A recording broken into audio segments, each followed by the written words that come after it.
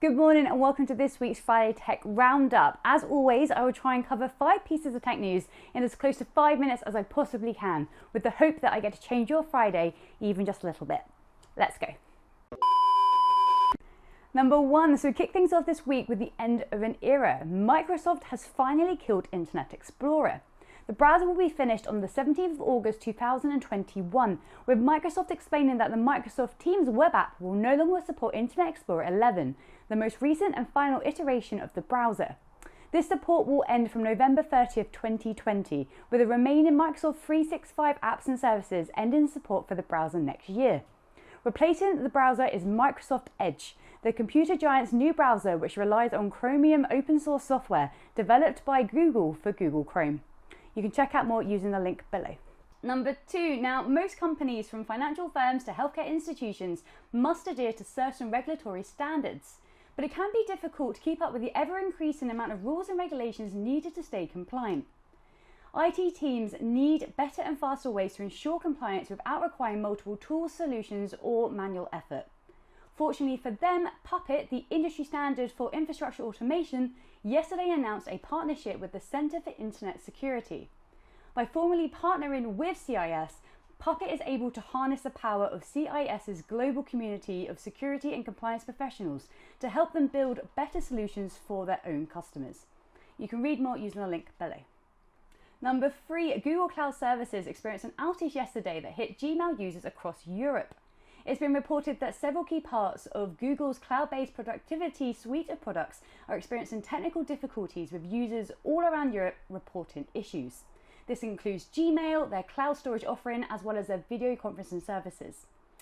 Good news is a follow-up post at around 11 a.m. yesterday said that the company had started making progress with restoring service to Gmail users, but there was still further information on the state of play at that time for the other affected Google services. You can read more using the link below. Number 4, back in 2019, Gartner forecasted that global public cloud revenue would nearly double from $182.4 billion in 2018 to $331.2 billion in 2022. However, this forecast failed to take into account the possibility of a pandemic outbreak.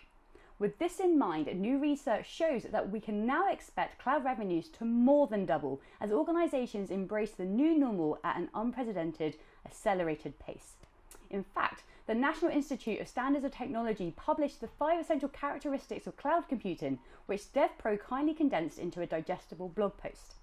This post covers all 5 of the principles, including on-demand self-service, broad network access, resource, rapid elasticity, and measured service.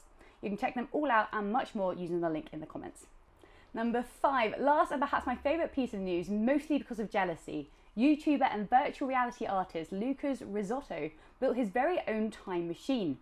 After recording the whole of his 2019 travels using smart glasses, Lucas then converted all the footage into virtual reality and can now relive every moment at the touch of a button.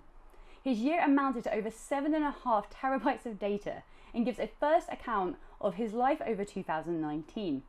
Described by the artist as memory hopping, this project is just the tip of a very innovative iceberg. I can't wait to see how others embrace this. And that is it. That is all I have time for. Thank you so much for taking time out of your busy morning to join me for another episode of the Friday Tech Roundup. Before you go, just a reminder that next Thursday, the Devil's Playground will be hosting a hands-on session with Cypress and Cypress Dashboard. This will be led by our very own Grace Tree and is a session not to be missed for all those looking to learn more about testing web applications. In the meantime, I hope you enjoy the rest of your week. Do check out the links that we posted below and remember to sign up to the Devil's Playground next Thursday. I hope you take care and I look forward to delivering more news next Friday.